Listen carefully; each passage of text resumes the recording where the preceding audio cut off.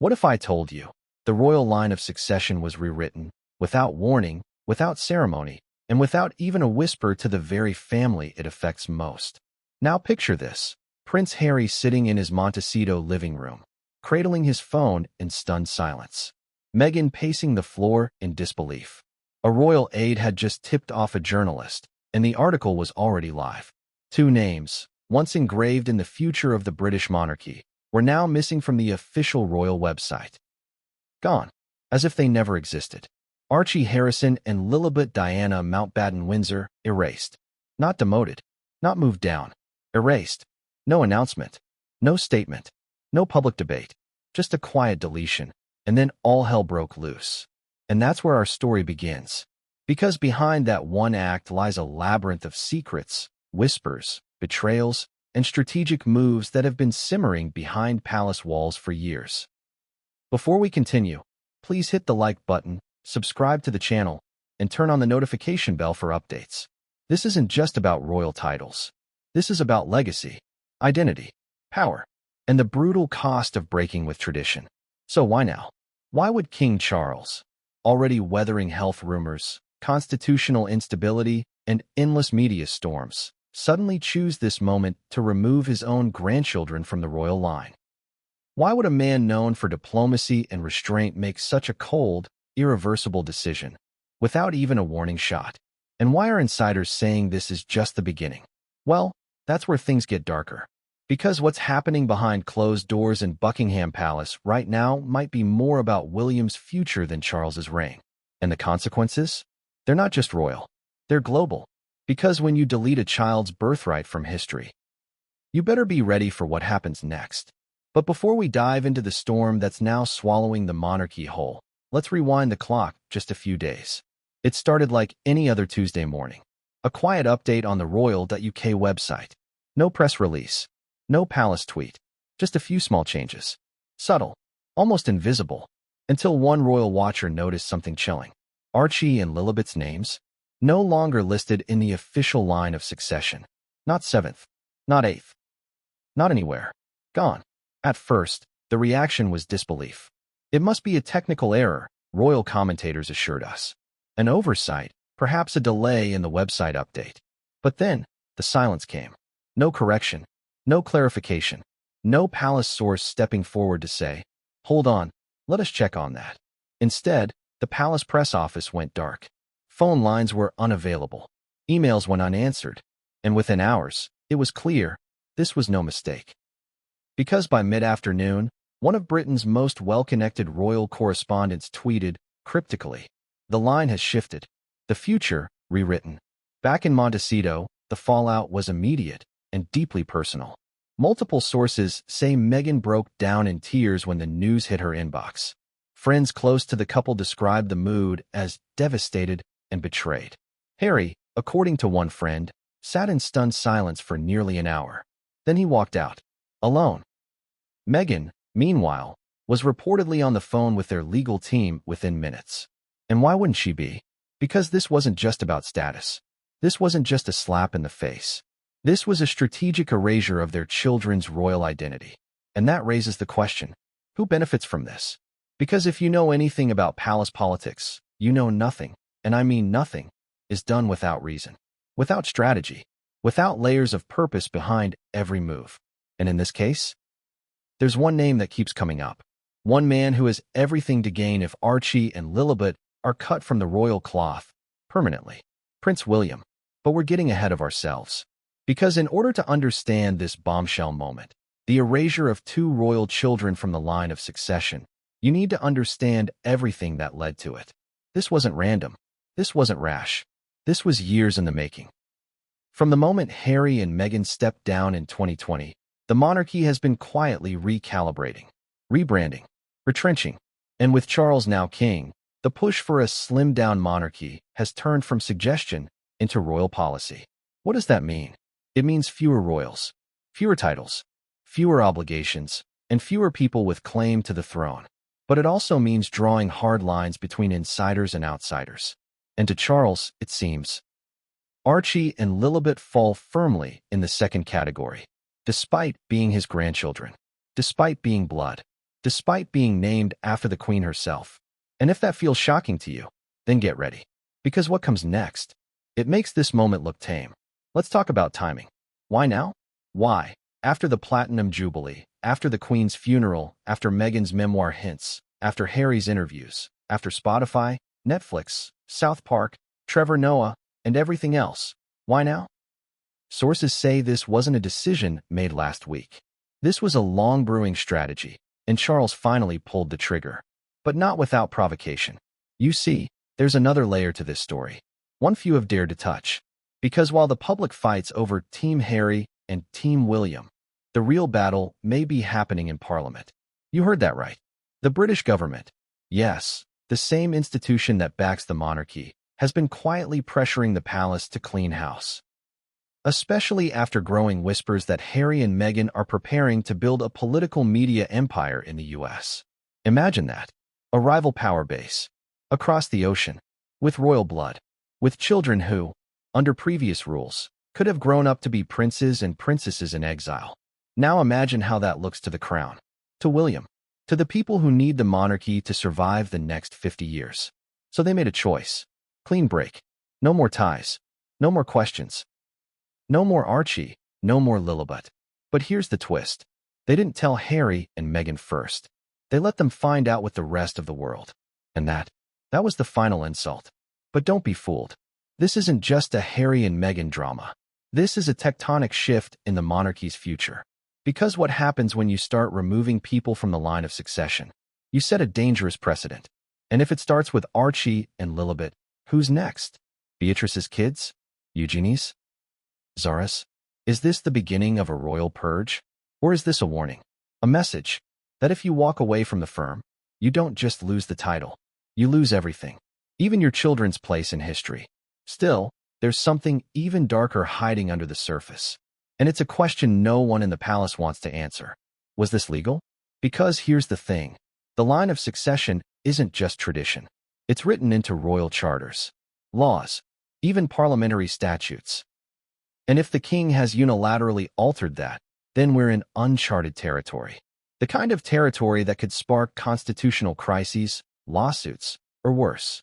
And that's exactly what Meghan is reportedly preparing for. Because as soon as the news broke, her team in California started making calls. To lawyers, to lobbyists, to press contacts. Because this time, Meghan's not staying silent. She's not playing the demure duchess. She's coming out swinging. And Harry? He's reportedly torn. Angry. Heartbroken. Caught between the family that raised him and the family he's built. But one thing's for certain. He's not letting this go. Not this time. So buckle up. Because this story isn't just about two missing names on a website. It's about what happens when power becomes personal. It's about what's sacrificed for image, control, and dynasty. And it's about how one decision, made in silence, can spark a war no one saw coming. Because just hours after the change was made, someone leaked an email from inside the palace, a warning, and what it said, it changes everything. But we'll get to that, right after we uncover what really happened the moment the line of succession broke, and why this was never just about Archie and Lilibet. What would you do if your children, your blood, were quietly erased from history, with no explanation, no warning, and no way to stop it? That's exactly the nightmare Prince Harry and Meghan Markle woke up to. And the world didn't even see it coming. But here's the twist. They didn't wake up to a royal proclamation. They didn't wake up to a phone call from the palace. They didn't even get a private warning from a sympathetic aide. They found out the same way the rest of us did, through a website refresh. Yes, the future of two royal children was wiped clean with the click of a mouse. It started as a routine Tuesday morning. Nothing dramatic. Nothing unusual. No tabloid leaks. No flashing headlines. But something was brewing. Behind the scenes, the royal.uk website, the official hub for all things monarchy, had just completed what was described by insiders as a maintenance sweep. To the public, that meant nothing. To royal watchers, however, every comma matters. And that's when someone spotted it. The official page listing the line of succession, the sacred order of who will inherit the throne, had changed. At first glance, it looked familiar. King Charles, Prince William, Prince George, Princess Charlotte, Prince Louis. But as the list continued, something strange happened. Where once there had been 7 and 8, Archie and Lilibet, there was nothing. Gone. The website jumped straight from Prince Harry to Prince Andrew. No explanation. No footnote. No asterisk. Just a quiet erasure, as if Archie and Lilibet had never existed. Now, you might be wondering, why would that matter? After all, they're 7th and 8th in line. What are the odds they'd ever take the throne? But that's not the point. The line of succession isn't just a number. It's a statement of inclusion. It's a symbolic confirmation of belonging, of legitimacy, of identity. To be listed is to be acknowledged by the crown. To be erased? That's war. Within 20 minutes of the discovery, royal Twitter was in meltdown. Posts began flying. Where are Archie and Lilibet? Why have the Sussex children been deleted? Is this a glitch or a calculated move? Theories exploded. Some said it was an IT error. Others whispered it was revenge. Some called it symbolic, a message from the crown to the world. But then came the silence. And that's when people started to panic. Because the palace didn't clarify. In fact, they didn't say anything at all. Royal correspondents reached out for comment. They were met with generic statements like, "No comment at this time," or "We refer you to the published materials." Translation? This was deliberate. Meanwhile, across the Atlantic in California, the Sussex estate in Montecito was waking up to a storm. By the time Meghan poured her first cup of coffee, her phone was already buzzing. A text from a friend, a missed call from her PR team, then an email with a link. She clicked. She stared. She dropped the phone. According to one insider, Meghan was visibly shaken. Another said she paced the room, repeating the same phrase over and over. They didn't even tell us. But here's where it gets chilling. Just hours earlier, a private security analyst reportedly warned the Sussexes about a spike in chatter among royal insiders. Nothing specific, just a shift in tone, a tightening of control. At the time, it felt vague. Now, it felt like a warning they didn't understand soon enough. Because this wasn't just about an online list. This was about erasing any remaining bridge between the Sussex children and the British monarchy. And if that's not enough to raise eyebrows, let me hit you with something darker. By mid-afternoon, a well-connected royal journalist tweeted something that sent shockwaves through the industry. This has been planned for months. So what exactly happened in the lead-up to this digital deletion? Let's rewind. Just days before the change, King Charles reportedly held a private meeting with several senior advisors. On the surface, it was a standard strategy session. Discussions about upcoming state visits, coronation logistics, and the Queen Consort's public schedule. But one item on the agenda stood out. Succession simplification. That's the sanitized name they gave it. Behind the curtain, it meant one thing. Cutting off the Sussexes. Completely. Not just Harry. Not just Meghan. But their children. And here's where things start to get twisted. Sources close to the palace suggest that the change wasn't just about titles or visibility.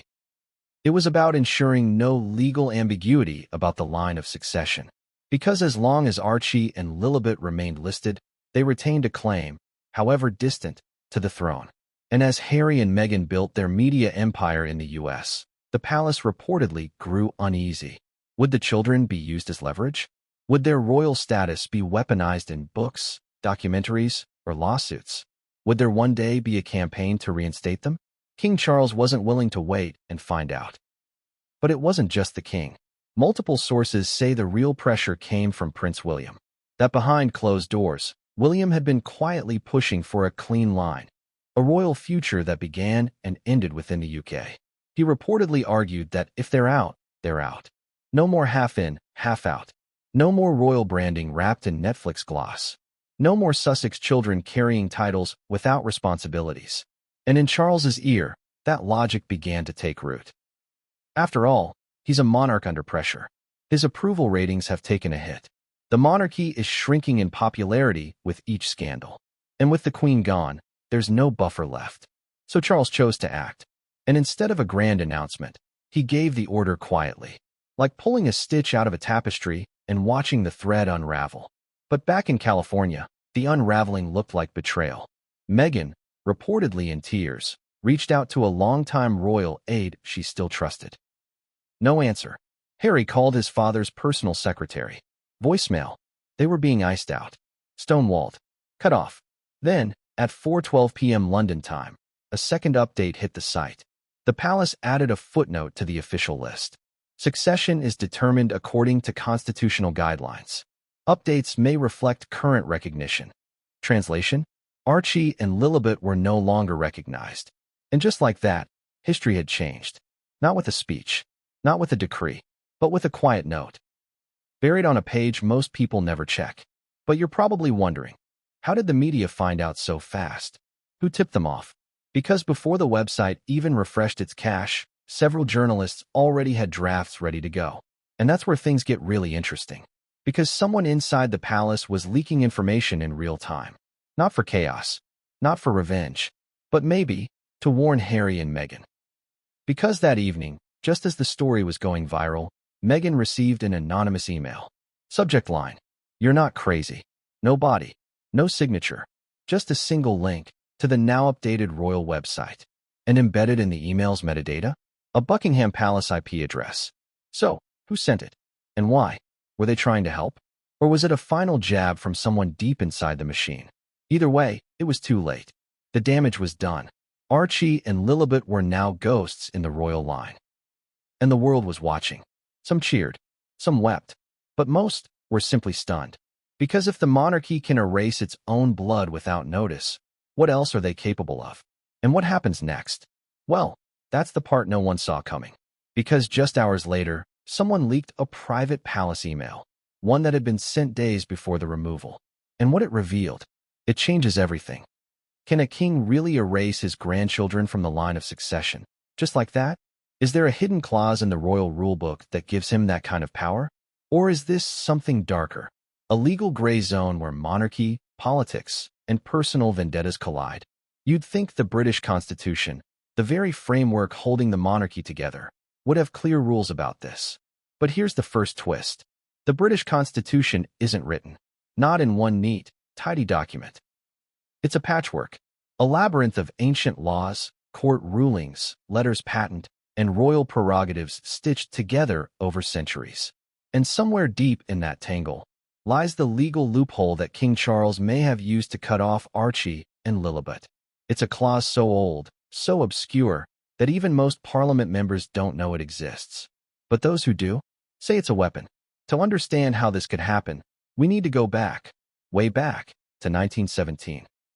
That's when King George V issued what's known as letters patent, a royal decree that laid out exactly who could and couldn't be called His or Her Royal Highness, and who could be styled as prince or princess. It was a game changer. Why? Because it was the first time in modern royal history that titles were regulated by law, not just custom. Under those rules, only the children of the monarch, the children of the monarch's sons, and the eldest son of the eldest son of the Prince of Wales could hold those titles. Translation: Archie and Lilibet didn't automatically qualify. Not until Charles became king. Now fast forward to 2012. Queen Elizabeth II, sensing the shifting tides of modern royalty, updated the letters patent to allow all children of the eldest son of the Prince of Wales, i.e., all of William's kids, to be princes or princesses, not just George. It was a move toward equality, but it also revealed something important. The monarch has the sole authority to grant and revoke royal titles. Let that sink in. Not Parliament, not the courts, the monarch. And that power, it's not just symbolic, it's legal. So here's where things get murky. When Queen Elizabeth died and Charles became king, Archie and Lilibet, by the original 1917 rule, technically became eligible to be styled as prince and princess. And for a brief time, it seemed like Charles might honor that. After all, when the royal website finally updated their names in March 2023, months after the Queen's death, it referred to them as Prince Archie and Princess Lilibet. But here's the catch. No new letters patent were issued. No formal ceremony. No confirmation from the palace. Just a quiet, delayed acknowledgement on a web page. And legally, that left the door wide open for Charles to reverse course. Now comes the bombshell. According to leaked communications, yes, the ones hinted at in Chapter 1, Charles had been considering a move since early 2024 that would modernize the royal succession. His reasoning? To prevent constitutional ambiguity, especially for descendants living outside the UK. The trigger? Rumors that Meghan and Harry were pursuing dual U.S.U.K. citizenship status for their children, a move that could complicate the idea of loyalty to the crown. And that's when palace legal advisors reportedly dusted off an arcane provision buried in the constitutional advisory notes connected to the Regency Acts. A clause that stated, "The sovereign may, in the interest of national security or constitutional clarity, issue clarification or revocation of royal styles, dignities, or succession status for those not domiciled in the realm." Not law exactly, but legally defensible. And in a constitutional monarchy, that's all the king needs. So what did Charles do? He drafted a new, private letters patent. Not public, not announced, but signed, sealed, and stored in the royal archives under a special classification code. It's rumored to be titled Succession Clarification Order 2025. And its contents? According to insiders, it specifically excludes non-resident descendants from the line of succession unless they reside in the UK for more than 183 days per year. They take a public oath of allegiance to the crown. And they abstain from representing foreign interests, media, financial, or political. Guess who fails all three? Archie and Lilibet. Here's where it gets even more disturbing. When the Queen was alive, she reportedly refused to entertain this kind of action. She saw the monarchy as a family before it was an institution. But Charles?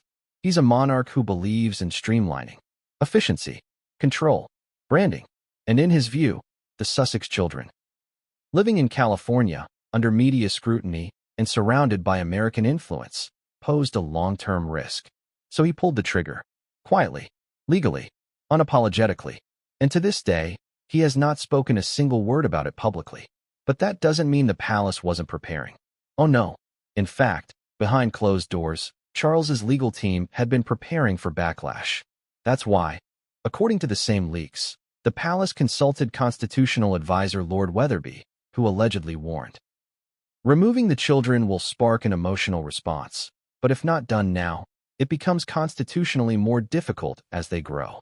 In other words, do it now, while they're young, before they can speak, before they can remember, before they become symbols.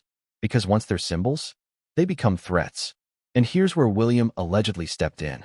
Multiple insiders say he agreed with the plan, but pushed for even stronger language. Why? Because of the rising speculation that Harry and Meghan could leverage the children's titles in their U.S. branding, books, shows, politics. William reportedly told a confidant, "If they're out, they're out. This has to be permanent." Permanent. Let that word linger. Not temporary. Not subject to review. But permanent. Archie and Lilibet would no longer be royal heirs. They would be private citizens. American. Non-royal. Irrelevant. At least in the eyes of the crown. But not everyone agreed. One surprising voice allegedly pushed back. Princess Anne, according to palace whispers, and called the plan short-sighted and cruel. She warned Charles that history would judge him harshly. That this wasn't just about law, it was about family. But Charles had made up his mind. And when the final decision came down, not even and was informed. She found out the same way the world did. On the website. And her reported reaction? If your grandchildren aren't safe from politics, then who is? And yet, even as the order took effect, cracks were already forming. Because that clause, the one hidden in the constitutional advisory documents, it's never been tested in court. Which means Meghan and Harry may have a legal pathway to fight back. And according to one source close to their legal team, that's exactly what they're exploring. Not just in the UK, but in international law. Why? Because removing a child's royal status without due process may violate several human rights frameworks, including the UN Convention on the Rights of the Child, which both the UK and US have signed. Let that irony settle in. The British Crown, which once ruled a quarter of the world, may now face legal challenges from a treaty it helped craft. And that's a constitutional time bomb waiting to explode. But the palace isn't backing down. Because now that the clause has been activated, it opens the door to other exclusions, other rewrites, other removals. And for Meghan and Harry, it sends a crystal clear message. You're not just out of the family. You're out of history. Still, not everything went according to plan. Because while Charles thought the order would remain secret, someone leaked it. Not the full document, but enough. Enough to confirm its existence. Enough to verify the clause. Enough to expose the reasoning. And that leak? It didn't go to a journalist. It went directly to Meghan, in a brown envelope, with no return address, but one unmistakable crest pressed into the wax. Princess Diana's. Because someone inside the palace wants this fight to happen. Someone wants the truth to come out. And the next move? Isn't legal. It's emotional. Because Meghan is about to go public. And she's not going alone. It wasn't a royal seal.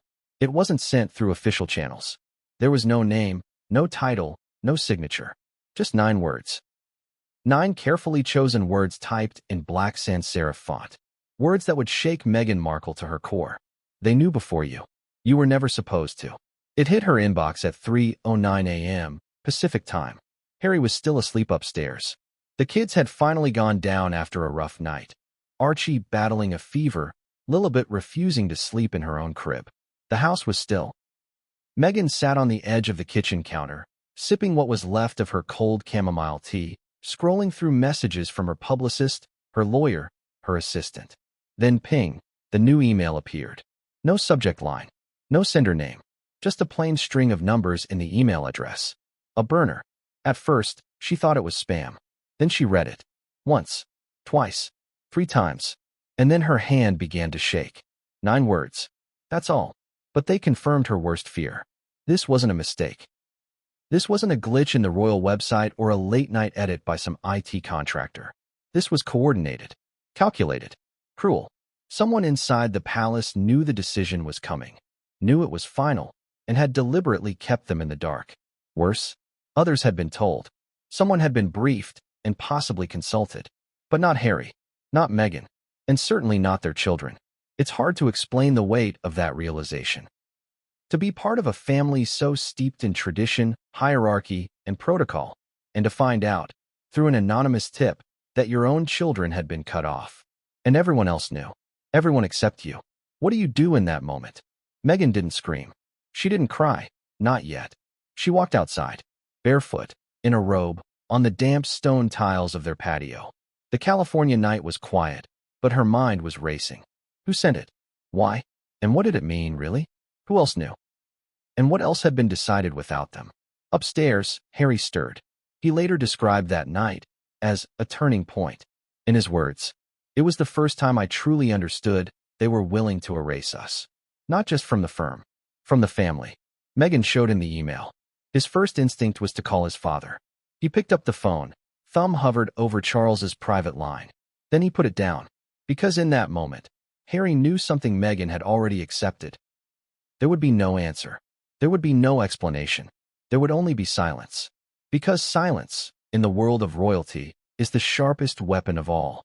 But the message wasn't over. Attached to the email was a single file. Encrypted. Titled, Internal Memo, November Draft. Password protected. Meghan forwarded it to her lawyer. Hours later, they cracked it. And what they found? A confidential palace strategy document. Early drafts of the plan now unfolding. It was dated nearly 6 months earlier. And the subject line? Proposed line of succession clarification, strategic options. A document that should have never left the palace walls. A document that included bullet points like minimize media blowback by framing as administrative update. Avoid direct communication with Sussexes, limits legal risk. Coordinate briefing with UK press 24 hours in advance. And most damning of all, children's status to be removed by end of fiscal quarter. This wasn't a decision. This was a campaign. Meghan stared at the document in disbelief. This wasn't about the monarchy preserving tradition. This was about erasing risk. Erasing them. Their children. Their influence. Their future. And here's where it gets even darker. One section of the memo discussed media optics. How to ensure public support. Under a subsection titled Contingency Narrative, it listed talking points. Royal status is not compatible with U.S. lifestyle. Children's privacy is enhanced without royal designation. Focus on Prince George as undisputed heir. Do you see what they were doing? They were planting seeds. Preparing to spin the erasure as a gift to Harry and Meghan. As if it was for their benefit. As if robbing their children of royal legitimacy was somehow protecting them. Gaslighting. At a constitutional level. Meghan's hands were still shaking. But she wasn't crying. Not yet. She was seething. And Harry? He went pale. He didn't speak for nearly 10 minutes. When he did, he said one word. Enough. Then he stood up, left the room, and made a call. Not to the palace, not to the press, to his therapist. Because what he felt that night wasn't just betrayal. It was grief. Grief for the family he had defended for so long. Grief for the future he thought his children would inherit. And grief for the realization that none of it was ever real. But there was one line in that email that haunted him most. They knew before you. Who? Who knew? William? Camilla? The Archbishop? Had courtiers passed this around over tea and scones while Meghan chased toddlers and tried to stay out of headlines? Had aides whispered behind velvet doors while Harry filmed interviews about healing and forgiveness? Had the very people who once cradled Archie in their arms already plotted his erasure? And what would Diana say? But the mystery wasn't just emotional. It was strategic. Who sent the email? Who risked everything to smuggle out that memo? And why now? Was it guilt? Was it warning? Or was it the first shot in a war the palace never saw coming? Because let's be clear, this wasn't just about a title. This was about power, about succession. And in the monarchy, power is never given. It's preserved, guarded, passed down like sacred fire. And if Charles believed that fire was at risk, if William feared the line was being diluted, they wouldn't hesitate. Not for blood. Not for children. Not even for Diana's legacy. Still, one question remained. Why send it to Meghan? Why her? Was it sympathy? Or a signal? A clue buried in the ashes? Because just under the attached document was a final note. Just 4 words. Written in italics. Not typed. Scanned. As if handwritten. Then uploaded. You'll know the truth. That was it. No signature. No name. But Meghan recognized the handwriting. Or at least she thought she did. It looked familiar. Painfully familiar. Because it looked like a style she had seen before. In old letters. Notes. Cards. From someone she never thought would side with her. Someone inside the palace. Someone very close to William. Could it be? Could someone in Kate Middleton's orbit have leaked the truth? The thought lingered. Dangerous. Intriguing. Unconfirmed. But if it was true, then this wasn't just about succession anymore. It was about a crack inside the firm itself. A split. A rebellion. Someone somewhere was trying to undermine the king's plan. And if Meghan could find out who, she might have her first real weapon. Not in court. Not in the press. But in the one place the palace couldn't control. Public opinion. But she had to act fast. Because hours later, British tabloids began running the headlines. Palace clarifies children's status amid succession cleanup. Charles enforces streamlined monarchy. Sussex kids off the list. No titles, no problem. Meghan and Harry free to parent in peace. The spin had begun. The campaign was live. And the longer Meghan stayed silent, the more control the palace would seize. But she wasn't going to stay silent. She was already drafting her next move. A message of her own. Because if the palace thought they could write her children out of history, they had underestimated the mother they were dealing with. It wasn't written in rage. It wasn't typed out on a MacBook or drafted by a team of lawyers. It was penned by hand. In quiet. On ivory parchment paper, with a fountain pen Harry had given her during their engagement. The ink bled slightly at the edges. Her fingers trembled. But every word, precise. Because Meghan Markle knew this letter wasn't just a plea. It was a message. A mirror held up to the monarchy. And it was addressed to the one woman at the heart of it all. Camilla. The Queen Consort. Why Camilla? Why not Charles? Why not William, or Anne, or one of the private secretaries? Because Meghan understood something the rest of the world often forgets. Camilla wasn't just the king's wife. She was the gatekeeper, the whisper in Charles's ear, the architect of quiet influence. And more importantly, she was a woman who had once been vilified, torn apart by the media, publicly shamed. A woman who had once stood outside the palace walls, trying to claw her way in, not unlike Meghan herself. So Meghan wrote, not to threaten, not to beg, but to remind, to reflect, to challenge, and, just maybe, to warn. The letter was 5 pages long, neatly folded, hand-delivered, not through official royal channels, but by a private courier Meghan had used before, one the palace would recognize. It arrived at Clarence House under Camilla's name. Personal, confidential, eyes only. Sources say Camilla opened it herself. No aides, no assistants, just silence. and page after page of raw, unfiltered truth. We don't have the full text, but here's what we do know from those familiar with its contents. The letter began with a tone of reflection. Meghan acknowledged the weight of the crown, the responsibility, the centuries of history, the impossible expectations. She spoke of the Queen, of Her Majesty's grace, her strength, her quiet dignity. And then, gently, the letter turned. She wrote, "When I first entered this family, I did so with reverence, with hope, with love. I believed there was room for something new, without erasing the old." She spoke of the pressure, the tabloid lies, the headlines, the racial undertones that went unchecked. She didn't accuse Camilla of anything directly, but she made it clear. Silence in the face of cruelty is complicity. And then, the letter shifted again. She spoke of her children, of Archie's innocence, of Lilibet's name, a name chosen in honor of the Queen, the matriarch they had both once revered, and how, despite everything, she still believed in legacy. But now, that legacy was being rewritten, not just by the press, by the palace itself, by Camilla's husband, by the institution they all served. Meghan wrote, "Your Majesty, I do not seek a crown. I seek justice for my children who have done nothing but be born." She reminded Camilla that once, long ago, she too had been called a threat to the monarchy, that her presence had upset the balance, that she had been blamed, mocked, labeled homewrecker, mistress, temptress. Yet here she was now, queen consort, accepted, respected, celebrated. What changed? Meghan asked. Time, or the story told? Then came the most powerful part of the letter, what insiders are now calling the pivot point. Because Meghan stopped writing to Camilla the Queen and started writing to Camilla the mother. She wrote, "I ask you not as royalty, but as a woman who understands what it means to be scrutinized while protecting your children. You know the weight of a title, but more than that, you know the pain of watching those you love be used as pawns." It was bold, deliberate, personal, because Camilla's children, Tom and Laura, had lived through media storms too. Though never royal themselves, they had suffered the fallout of their mother's choices, their stepfather's role, the public spectacle of a broken marriage reborn. Meghan invoked that history, gently, skillfully, not to guilt Camilla, but to say, "You of all people should understand." And then, the letter darkened. Meghan addressed the memo, the leak, the 9-word message she had received days earlier. She didn't accuse Camilla of sending it. She didn't accuse her of orchestrating the erasure of Archie and Lilibet. But she did make one thing crystal clear. If this silence continues, I will speak.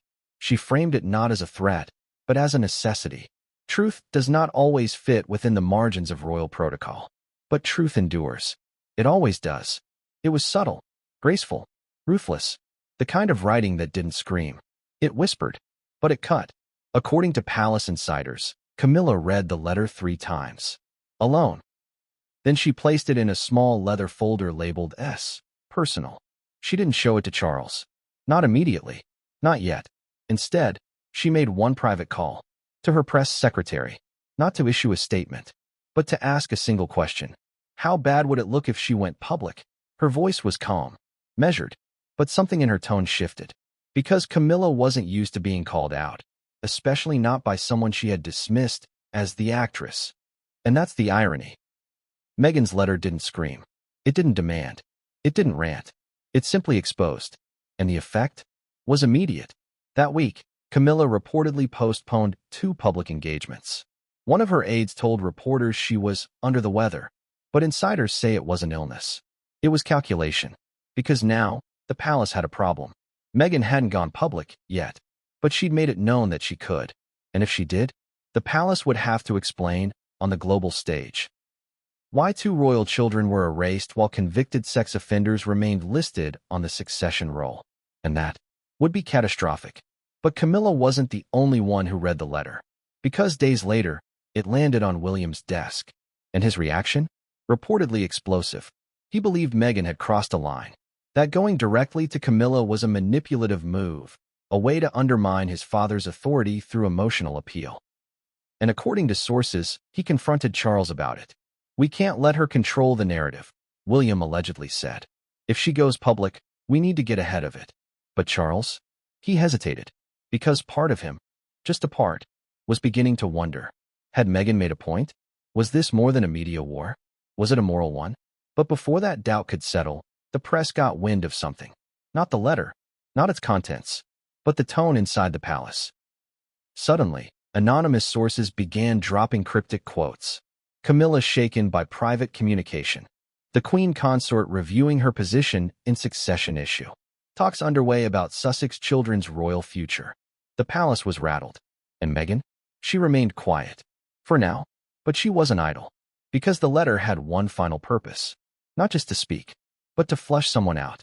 Because Meghan knew this letter would leak. Not its full contents. Not right away. But pieces. Sentences. Phrases. And when those pieces hit the press, she'd know exactly who inside the palace was watching and who was ready to switch sides. That was her real plan. The letter wasn't just a message. It was a trap. And the first one to take the bait wasn't Camilla. It was someone even closer to the throne. William. And what he did next would tear open a new front in the war the palace thought it had under control.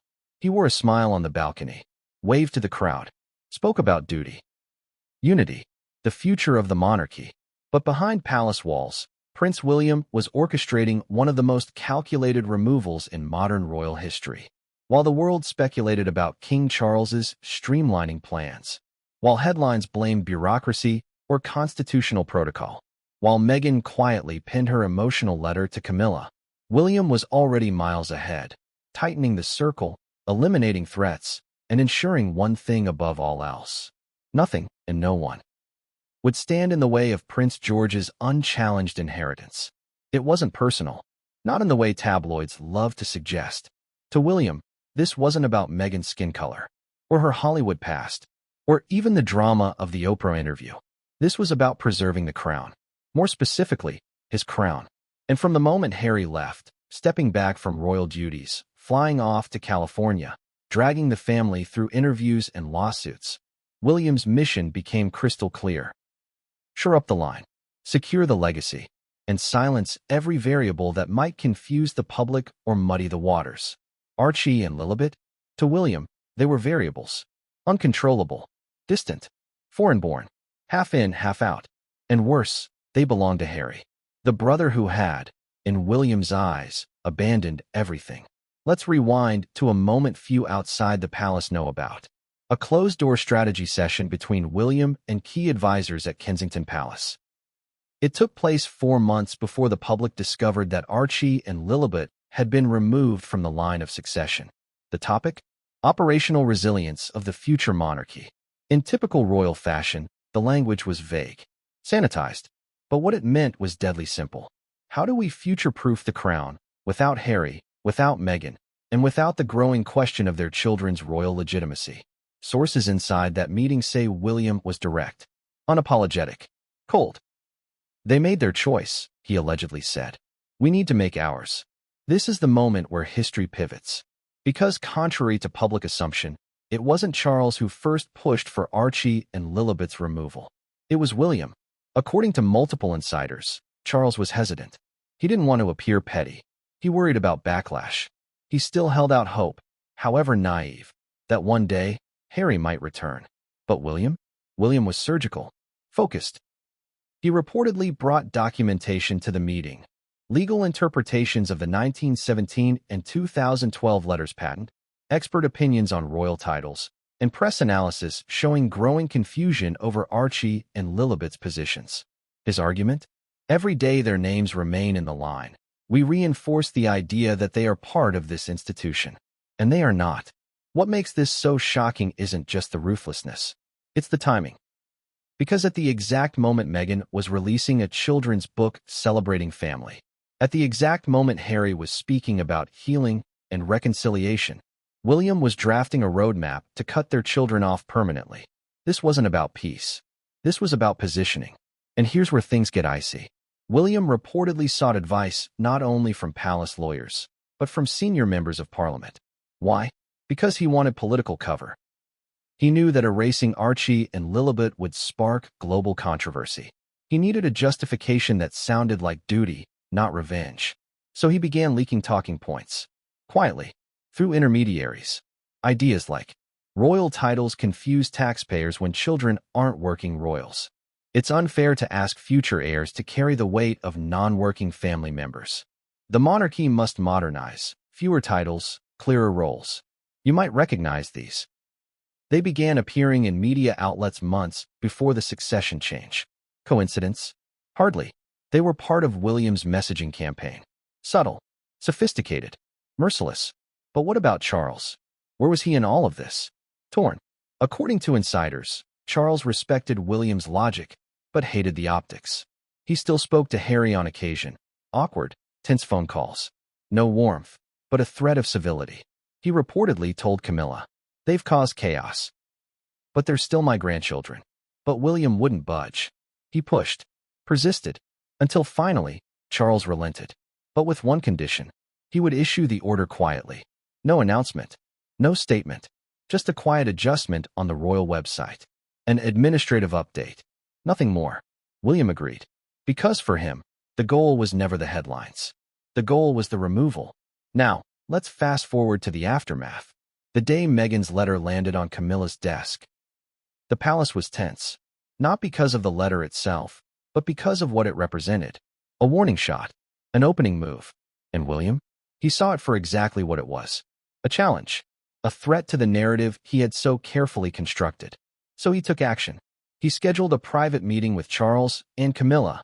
No aides, no advisors. Just the three of them. And what was said in that room still remains tightly guarded. But according to one source, William told his father, "If she goes public, she drags the family into a war we can't win. Unless we make her the villain first." That single line, chilling as it is, set the tone for the palace's new strategy. If Meghan was going to fight, they would fight dirtier. Leaks began to emerge. Stories questioning her motives. Old rumors resurfacing. Subtle whispers that maybe she was planning to run for political office in the U.S., suggesting ulterior motives for wanting her children to retain royal status. Articles began appearing with headlines like, "Sussex children happier without titles." Royal experts say California lifestyle conflicts with tradition. William protecting George from line of succession chaos. All part of the script. All part of William's media chess game. But then, something slipped. A palace aide, frustrated by the hypocrisy, leaked an internal memo to a journalist. Not the full strategy document. Just a line. But it was enough. Subject, succession realignment. Goal, preserve line integrity for Prince George. That was it. But that one sentence, it blew the doors off everything. Because now the public knew. This wasn't about constitutional clarity. This wasn't about modernizing the monarchy. This was about clearing the path for George. And suddenly, William's mask cracked. Let's be honest.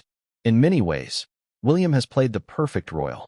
Poised, diplomatic, the steady hand. But beneath that image lies something else, something more dangerous.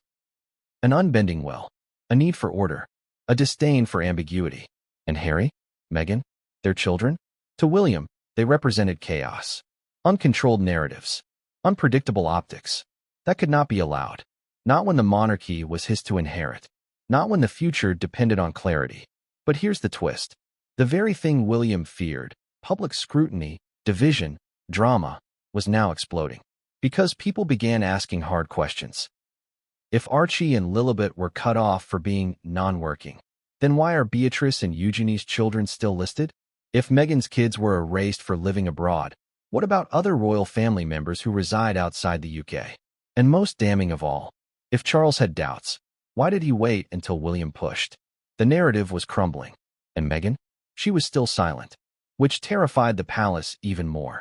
Because silence, in this context, is leverage. William's strategy had worked until it didn't.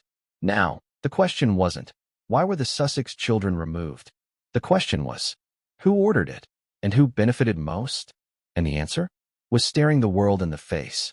Prince William, heir to the throne, architect of exclusion. And the next move in his campaign wouldn't be subtle.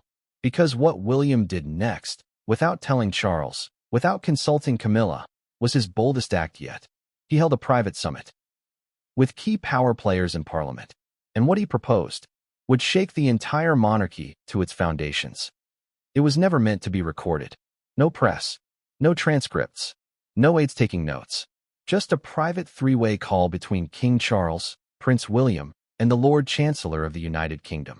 3 men, 1 mission, and a conversation so explosive, it was immediately labeled top secret, do not circulate, in royal documentation.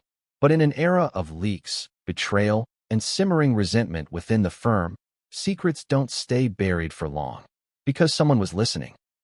And weeks later, a partial audio recording of that very call was leaked, anonymously, to a trusted royal correspondent. The clip was only 7 minutes long, but what it contained was enough to detonate a constitutional firestorm. Let's set the scene. The call took place inside the Sandringham estate, the same place where the infamous Megxit summit occurred in 2020. This time, however, Harry and Meghan weren't invited. There were no compromises on the table. No gentle discussion about what roles could be retained. This wasn't a negotiation. It was a strategy session, and the topic was crystal clear. The final removal of the Sussex children from the royal line. The leaked portion begins with Charles. His voice, as always, calm, measured, almost weary. This isn't about punishment, he says. It's about protecting the institution. About clarity. We mustn't allow confusion to persist. Then comes William. His tone is firmer, sharper. We've had clarity for centuries. The moment we blurred the lines, we opened the door to chaos. This isn't family politics. This is national security. The monarchy can't be managed via Netflix. And then the Lord Chancellor, the government's chief legal officer, the man tasked with ensuring the Crown's actions don't violate the delicate framework of Britain's unwritten constitution. You understand, Your Majesties, that what we are proposing will be unprecedented. The removal of names from the line has legal and symbolic consequences. There is precedent for excluding heirs, but not erasing them post-recognition. This could raise questions about succession legitimacy. You must be prepared for legal challenge. And here's where it gets cold. Because William cuts in with 3 words. Let them sue. Let them sue. 3 words that would echo through the palace halls once the recording leaked. Because they weren't just dismissive. They were strategic. A calculated provocation, almost a dare. William, clearly, believed Harry and Meghan would never go the legal route. That doing so would make them look petty, opportunistic, disloyal. And even if they did, he was prepared to fight. Because in his mind, the line must be pure, tidy, unquestioned, unshakable. And that meant George as the future king, undisputed, uncontested, unchallenged. Back on the recording, Charles pauses, then asks a question that seems more emotional than legal. And the children? Have we considered how this will affect them? There's silence, a beat too long. And then William responds, flatly. They're American citizens. They'll never serve the crown. Their titles are decorative, confusing at best, misleading at worst. Every day they remain on the list. We dilute the image of the monarchy. We can't afford that. That's the moment the leak hits hardest, because it reveals something chilling. This wasn't about legal frameworks or birthright. This was about optics, control, branding. And it wasn't just Harry and Meghan on the chopping block. It was their children, 2 toddlers, one barely old enough to read. And yet, to the institution, they were liabilities. The final moments of the recording are perhaps the most damning. Charles says, then it must be done. But we do it quietly. No announcements. We let the website carry the weight. The change speaks for itself. And William agrees. Discretion is power. But then the Lord Chancellor issues one last warning. There will be fallout. From Parliament. From the Commonwealth. From the people. You must own the consequences. To which William allegedly replies, that's the beauty of silence. You never have to. When the clip leaked to a prominent journalist weeks later, it wasn't released in full. Only 3 minutes were shared. Enough to confirm the meeting happened. Enough to reveal William's cold resolve. Enough to prove the king had signed off on the deletion. But not enough to spark legal action, yet. Why? Because the full recording, allegedly in the hands of an insider, was being held back.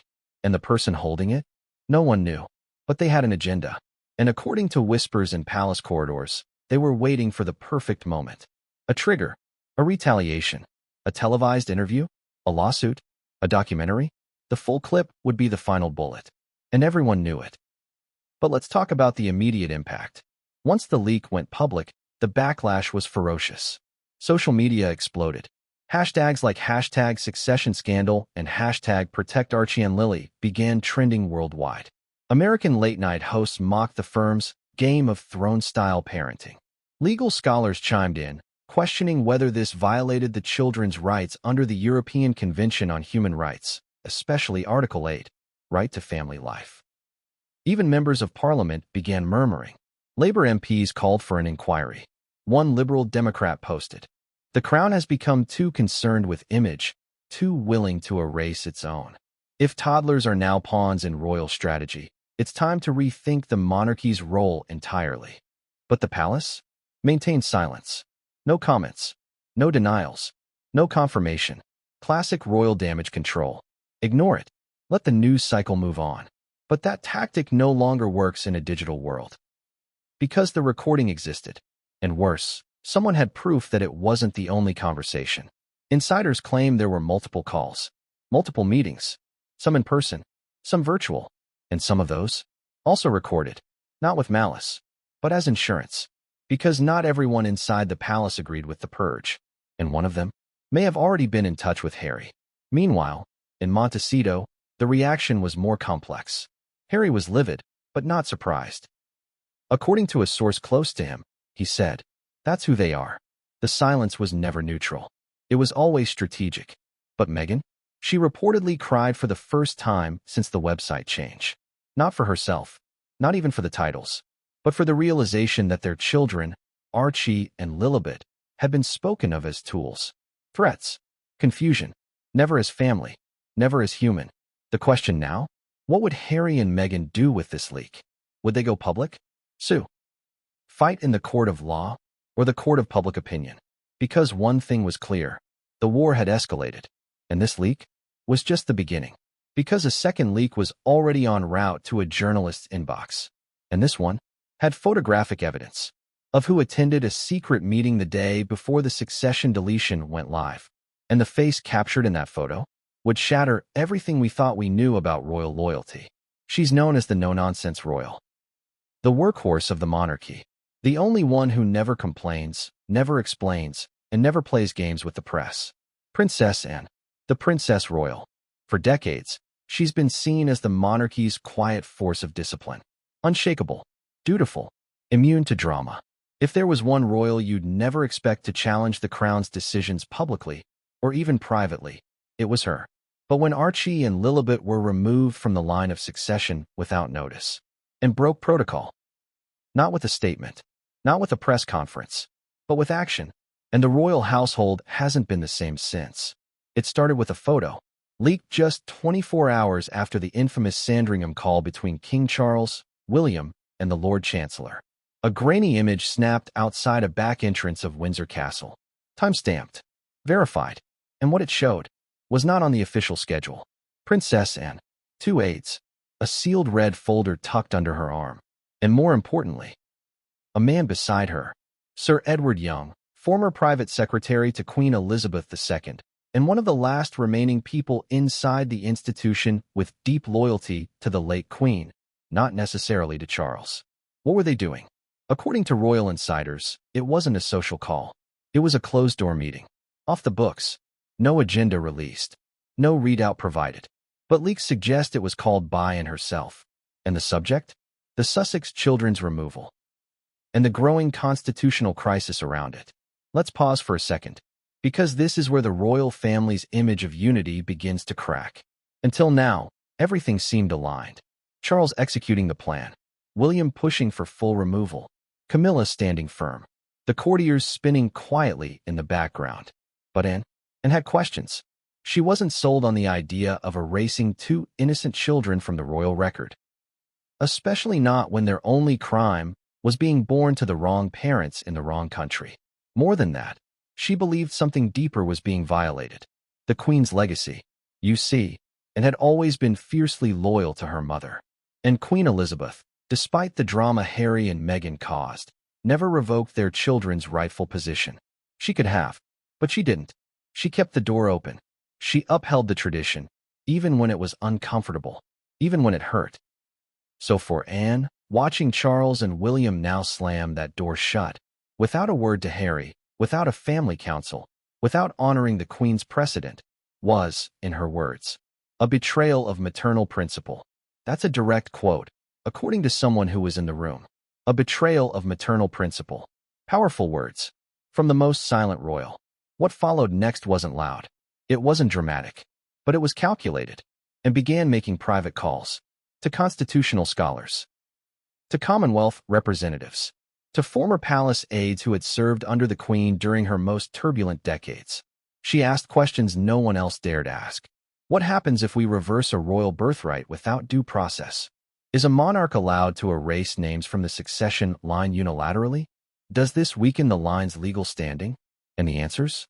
Varied, but disturbing.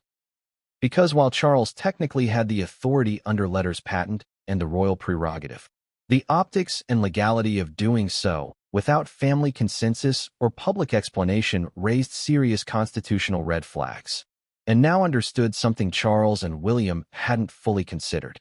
The Commonwealth was watching.